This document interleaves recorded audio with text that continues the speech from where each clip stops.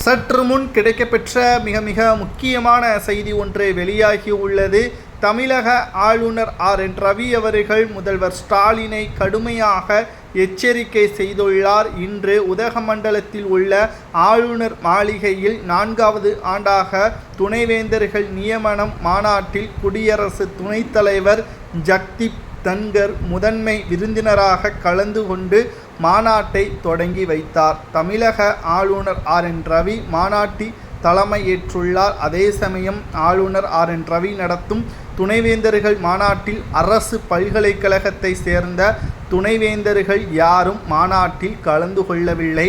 அதை மீறியும் 2 துணைவேந்தர்கள் கலந்து கொள்ளக்கூடிய நிலையிலும் இரவோடு இரவாக அவர்களை ஊட்டியிலிருந்து வேறு இடத்திற்கு கொண்டு சென்று விட்டார்கள் காவல்துறை என்றும் ஆளுநர் RN ரவி அவர்கள் தற்பொழுது பேசியுள்ளார். தமிழகத்தில் அவசர நிலை பிரகடனம் என்பது போல் திமுக காவல்துறையை பயன்படுத்தி வருவதாகவும் அவர்களுக்கு எதிராக உண்மையை நடத்தினால் அதற்கு ஒட்டுமொத்தமாக காவல்துறையினரை வைத்து இவ்வாறு செய்வது சரியா, மக்களை வஞ்சிக்கிறது திமுக அரசு என்று மீண்டும் ஸ்டாலினை தாக்கி பேசியுள்ளார்.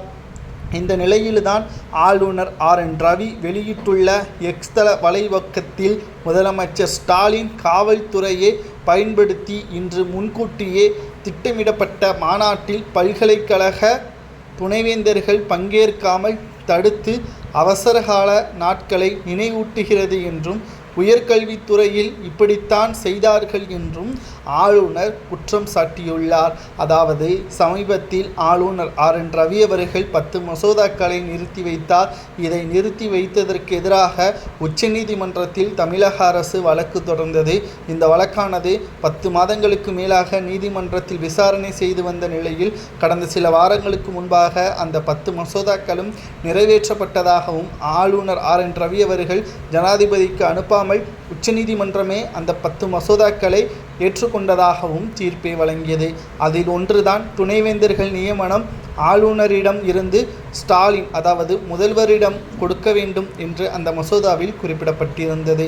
இந்த நிலையில்தான் ஆளுநர் RN ரவி அவர்கள் இந்த மாநாட்டை நடத்தக்கூடாது, முதல்வர் தலைமையில்தான் துணைவேந்தர் மாநாடை நடத்த வேண்டும் என்று கடந்த சில நாட்களாகவே பூகம்பமாகவே வெடித்தது. அதையும் மீறி ஆளுநரே இந்த துணைவேந்தர்கள் நியமனத்தை 4வது முறையாக நடத்துவதற்கு திட்டமிட்டிருந்தார்.